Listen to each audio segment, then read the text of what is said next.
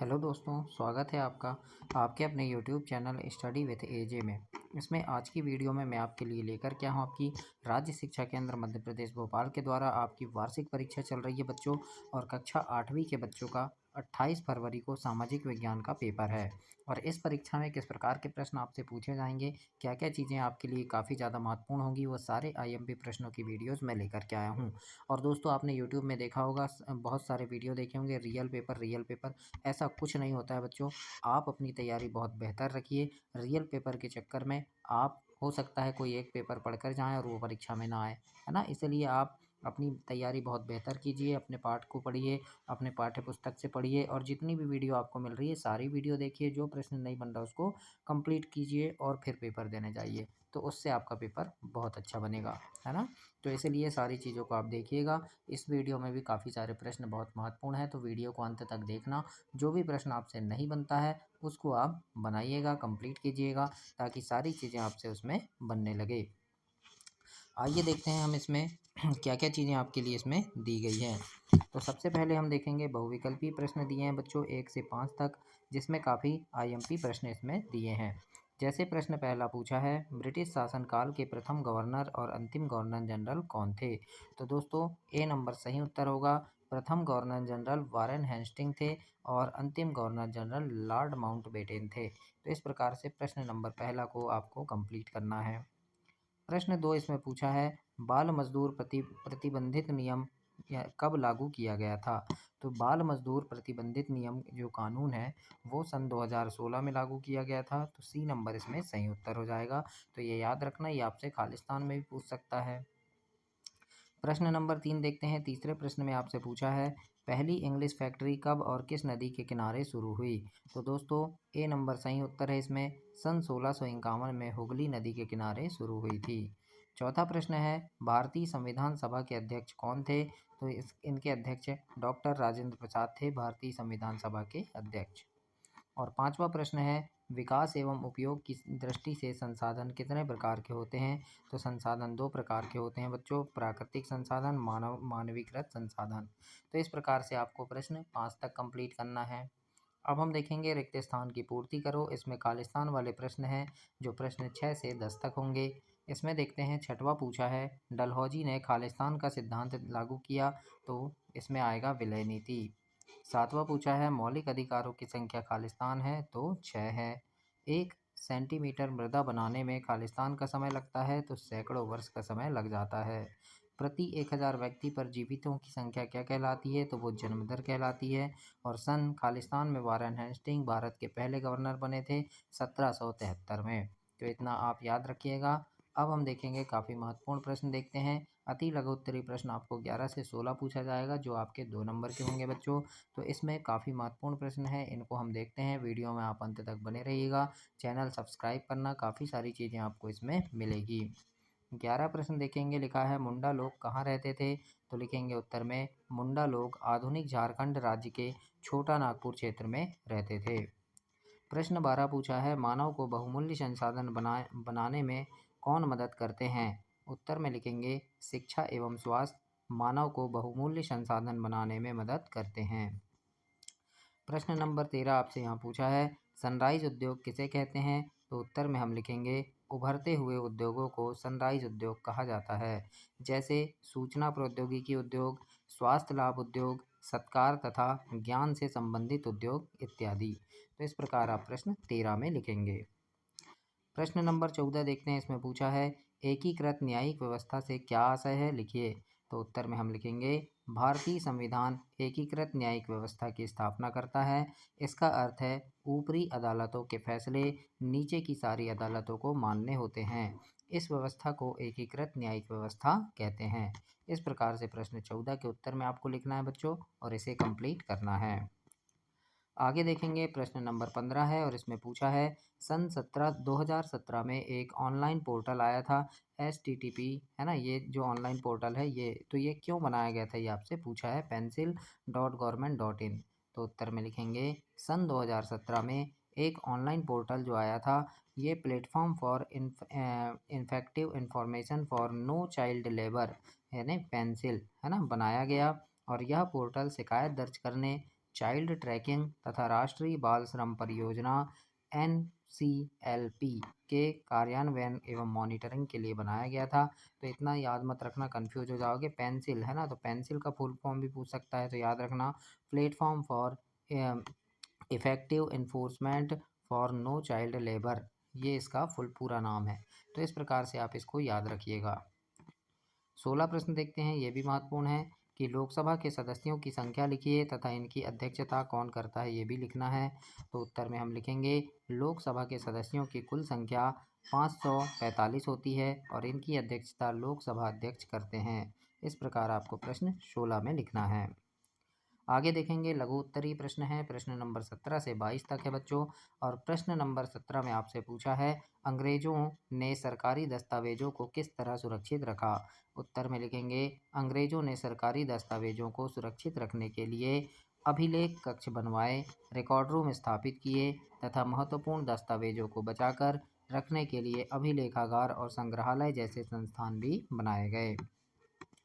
प्रश्न नंबर 18 देखेंगे, इसमें पूछा है 1824 में कंपनी के सैनिकों ने बर्मा जाने से क्यों मना किया। तो इसके उत्तर में हम लिखेंगे 1824 में कंपनी के सिपाहियों को कंपनी की ओर से लड़ने के लिए समुद्र के रास्ते बर्मा जाने का आदेश मिला, तो उन्होंने इस हुक्म को मानने से इनकार कर दिया, क्योंकि सैनिकों को लगता था कि समुद्र यात्रा से उनका धर्म और जाति भ्रष्ट हो जाएगी। इस प्रकार प्रश्न 18 में हम लिखेंगे। प्रश्न नंबर 19 है जनसंख्या वृद्धि और प्राकृतिक वृद्धि में अंतर स्पष्ट कीजिए।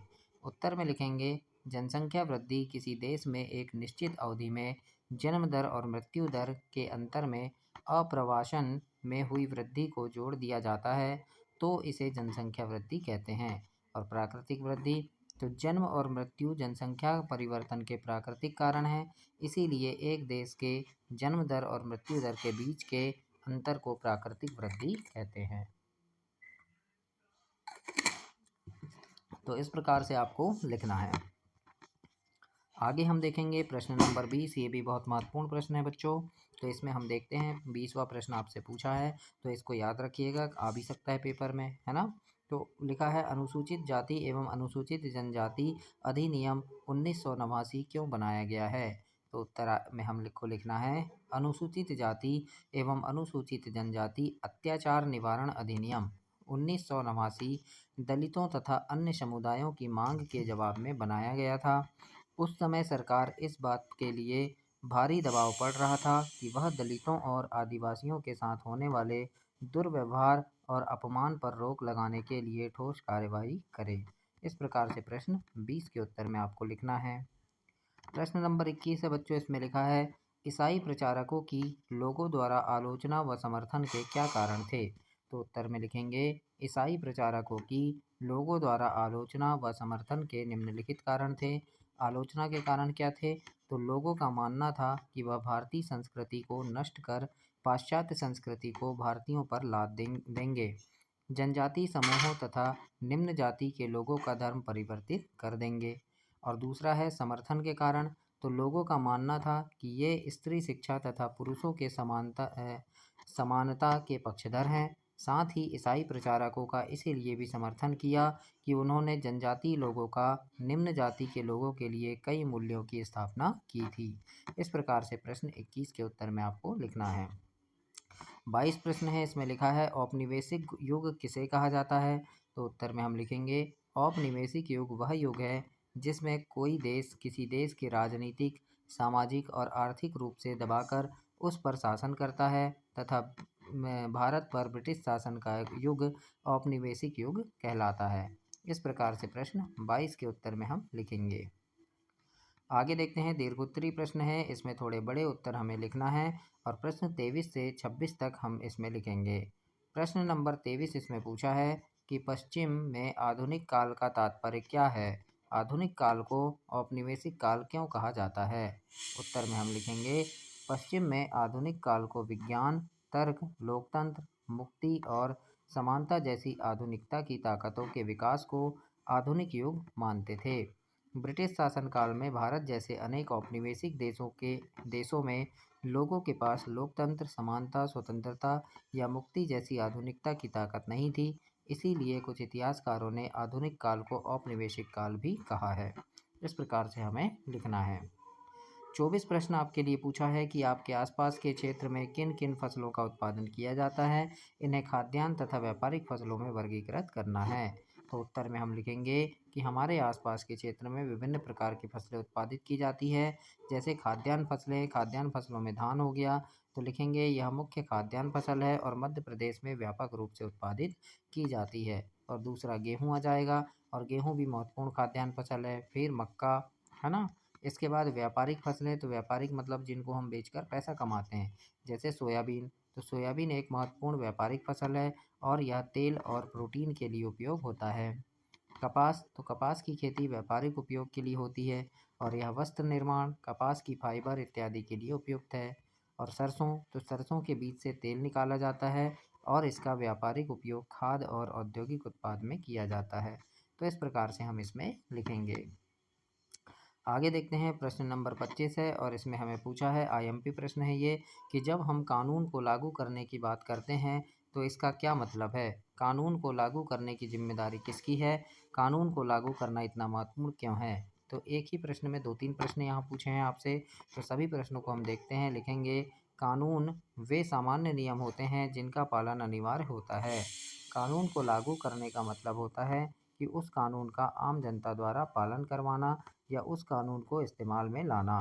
और कानून को लागू करने की पूरी जिम्मेदारी सरकार की होती है और कानून को नागरिकों के संवैधानिक अधिकारों के उल्लंघन को रोकने के लिए व उनके समुचित विकास के लिए बनाया जाता है।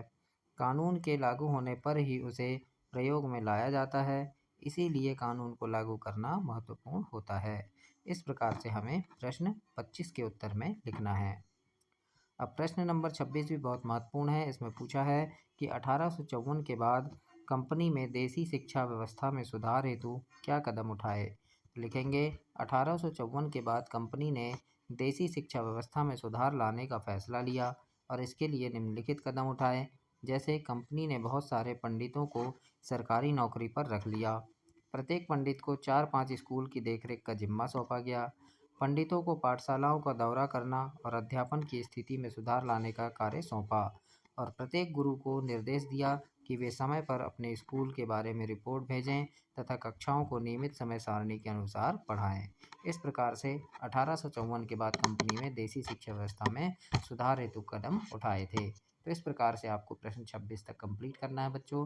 काफ़ी इंपॉर्टेंट प्रश्न इसमें हैं और ऐसी 2-3 वीडियो चैनल पे और डाला है मैंने, तो उनको भी आप देखें और चैनल को सब्सक्राइब करें, वीडियो को लाइक करें और अपने दोस्तों तक इसे शेयर करें। धन्यवाद बच्चों।